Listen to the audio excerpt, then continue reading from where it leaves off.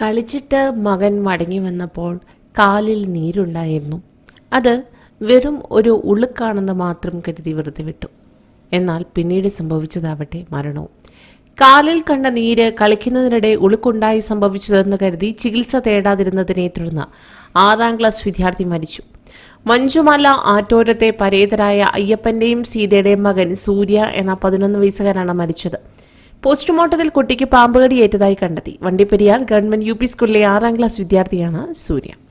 കഴിഞ്ഞ 27-ന് സ്കൂളിൽ നിന്നും മടങ്ങിയെത്തിയത് മുതൽ സൂര്യയുടെ കാലിൽ നീരുണ്ടായിരുന്നു.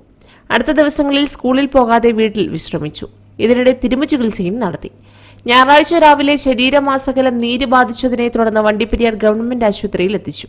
പിന്നീട് തേനി മെഡിക്കൽ കോളേജിലേക്ക് കൊണ്ടുപോയെങ്കിലും അവിടെ എത്തിയ ഉടൻ മരിച്ചു. തുടർന്ന് നടത്തിയ പോസ്റ്റ്മോർട്ടത്തിലാണ് പാമ്പുകടിയേറ്റതായി കണ്ടെത്തിയത്. സംസ്കാരം നടത്തി. മാതാപിതാക്കൾ മരിച്ചതോടെ സഹോദരി ഐശ്വര്യയ്ക്കും ഭർത്താവിനും ഒപ്പമായിരുന്നു സൂര്യയുടെ താമസം.